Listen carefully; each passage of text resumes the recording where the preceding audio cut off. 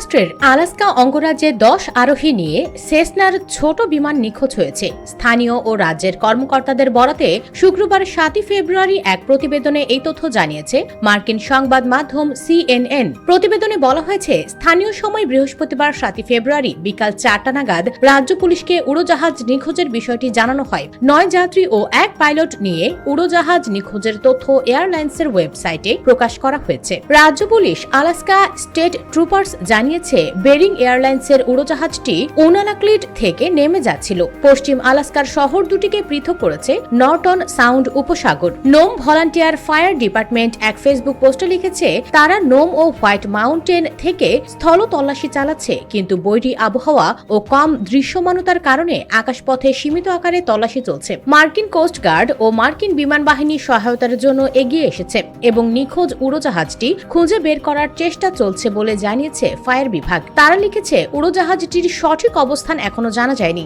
যানটি শনাক্ত না হওয়া পর্যন্ত যতটা সম্ভব আমরা তল্লাশি অভিযান অব্যাহত রেখেছি। উড়োজাহাজটি সমুদ্রপৃষ্ঠ থেকে প্রায় 12 মাইল দূরে থাকার সময় নিখোঁজ হয় বলে জানিয়েছে তারা। বেরিং এয়ারের পরিচালক ডেভিড ওলসন বলেন, বিস্তারিত তথ্য সংগ্রহ, জরুরি সহায়তা, তল্লাশি ও উদ্ধার কাজে বেরিং এয়ারের কর্মীরা কঠোর পরিশ্রম করছেন। CNN লিখেছে, বৃহস্পতিবার সন্ধ্যা পর্যন্ত নোম বিমানবন্দরের চারপাশে হালকা তুষারপাত এবং গুড়ি গুড়ি শীতল বৃষ্টি ছিল। এক পর্যায়ে দৃশ্যমানতা মাত্র আধা মাইলে নেমে এসেছিল। সেই সঙ্গে রাতে ঘন্টায় 35 মাইল বেগে ঝোড়ো হাওয়া বয়ে যাওয়ার পূর্বাভাস ছিল। US Bengal desk.